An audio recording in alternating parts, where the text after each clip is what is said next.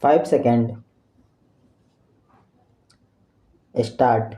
Sir, I rise to oppose the motion moved by my colleague Sri Kulkarni. All I know is that the President's speech is a policy statement of the government.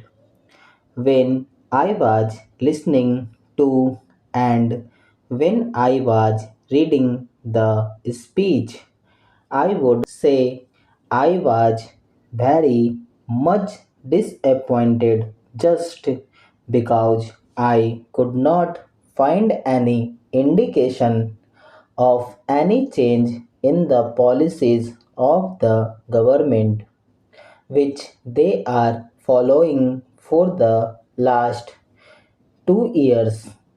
I am not going to the past history. I thought the government would at least review critically, examine their policies and programs and the results while they are implementing them, and they would evolve new policies and programs according to the review. Unfortunately, such a demand was not made in the earlier statement.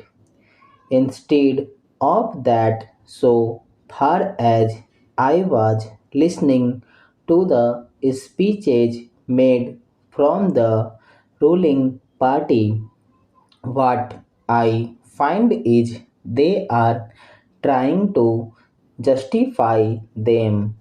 They are making tall claims about the achievements of the government.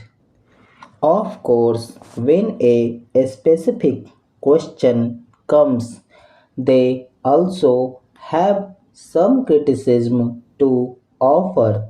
That is good, but the main thrust of the discussion was that everything done during the past 2 or 3 years is correct, essentially correct by and large correct. That was the tone, that was the thrust of the speech. I do not agree with such assessment of the situation. I am totally opposed to such an assessment in this document itself. In this speech itself, I find so many important issues have been missed or omitted. I am not going into the details of all those issues because my time is only limited. Some issues have been pointed out by my colleague just now. What I was saying is I want to mention only three important items which are omitted, which are agitating the minds of our people. There is not a single word in the policy document about land reforms. Now we are to go back saying the old stories of evaluation of Jamindari system. Of course, I have no quarrel over that.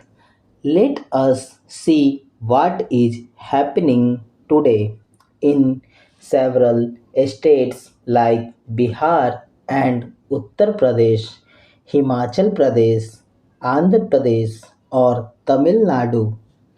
I do not want to mention other problem states like Bengal. I do not think that much tension is going on there. That is why I have not mentioned Bengal in these states that I have mentioned. Landowners have formed their own Sena. It is something that never happened in any part of India. Now they are forming their own senas, their own armies, and they are fighting the agricultural workers. Do you know how many agricultural workers have been killed last year? I do not have the exact numbers how many agricultural workers have been killed in Bihar.